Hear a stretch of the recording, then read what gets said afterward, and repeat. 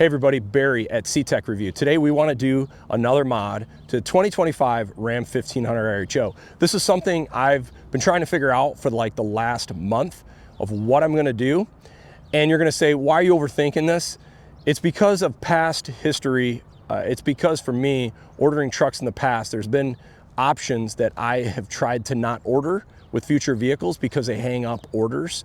And this specifically was the running boards. I specifically didn't order my 25 Ram RHO with running boards because I had heard in the past with Raptors, with Super Duties, with other vehicles, sometimes running boards, sometimes spray and bed liners can hold up your order.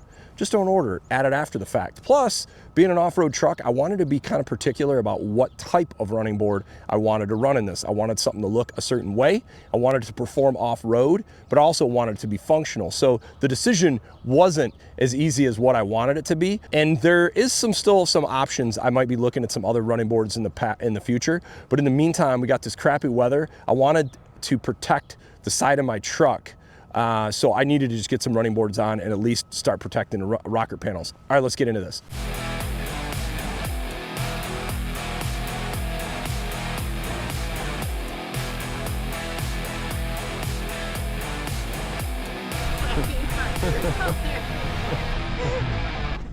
As I've mentioned in other videos, one of the things that makes the Ram RHO or its predecessor, the TRX, look really good is this black rocker panel. Looks really sweet, right?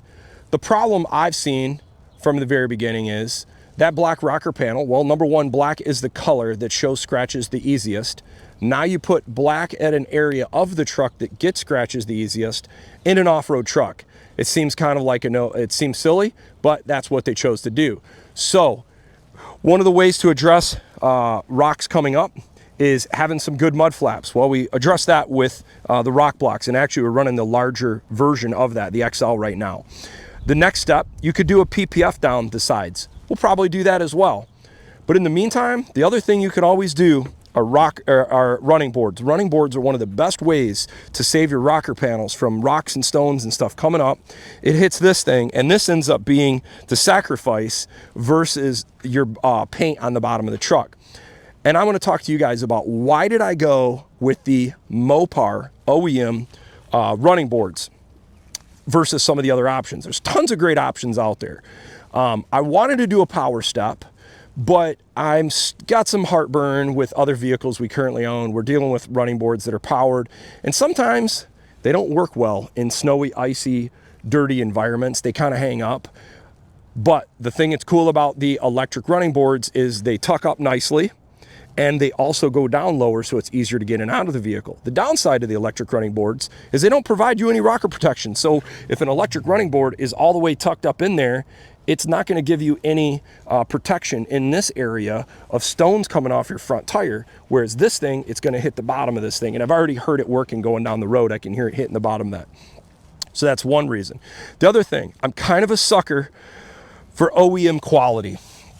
I like stuff that was designed to work from the same engineers that are designing the vehicle. Then you just kind of know that they're going to look at the same kind of standards. Plus, these OEM Mopar boards are aluminum. I know they won't rust, which is also lighter weight, because this thing, even though it's aluminum, it's still pretty freaking heavy to put on. So I can't even imagine how heavy the steel versions are to get up there. All the hardware, I'll go through the installation process, put it together, but this is a really easy install. I don't want you guys to overthink it. We may look at some additional running boards in the future. I'll put a link in the description if you are interested in these. Okay, first thing we did is just loosely attach the brackets that mount to the bottom of the running boards.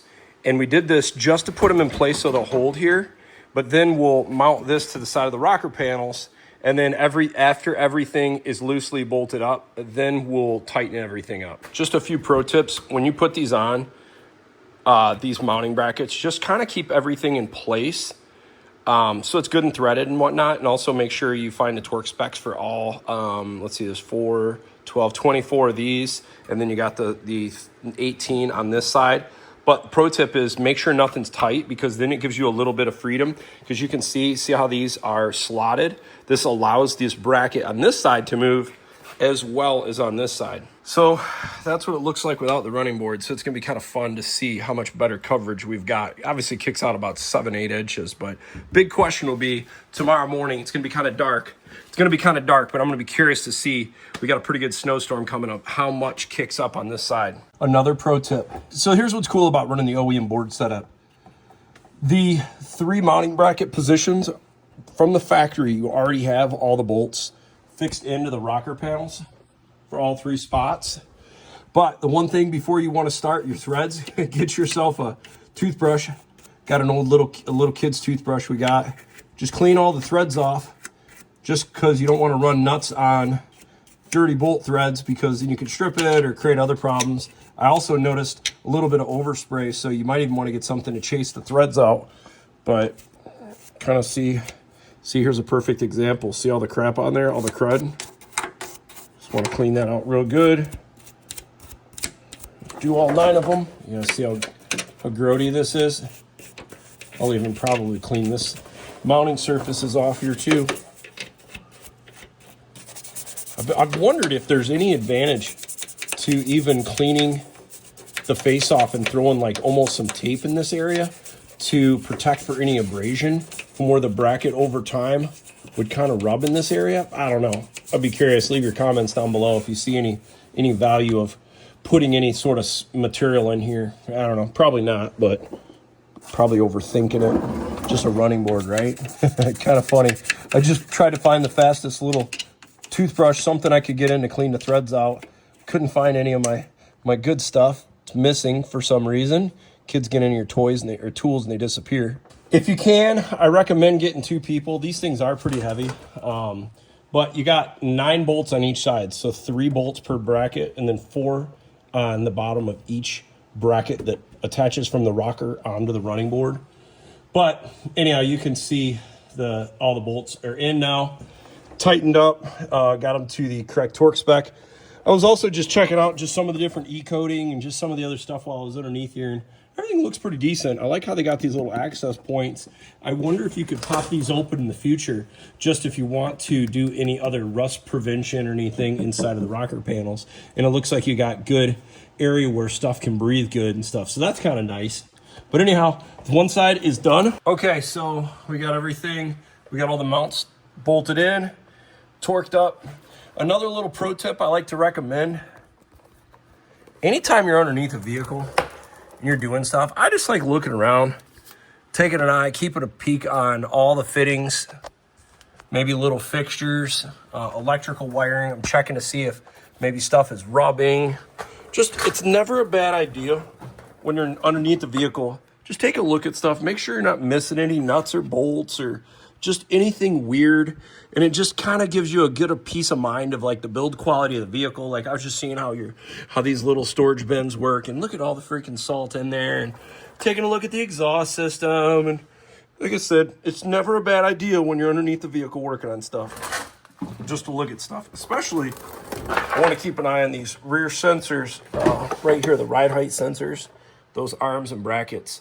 I know they're susceptible to a lot of off-road debris, and this is another reason for these running boards. I'm hoping to keep less crap getting back into that area. We got the passenger side all done now. All right, finally got to drive this thing in the snow the next morning. Sorry, it's a little bit dark out, but we had about a 25-mile drive with about 2 to 3 inches of snow on the ground. And what you can kind of tell is look at the side of the rocker panels.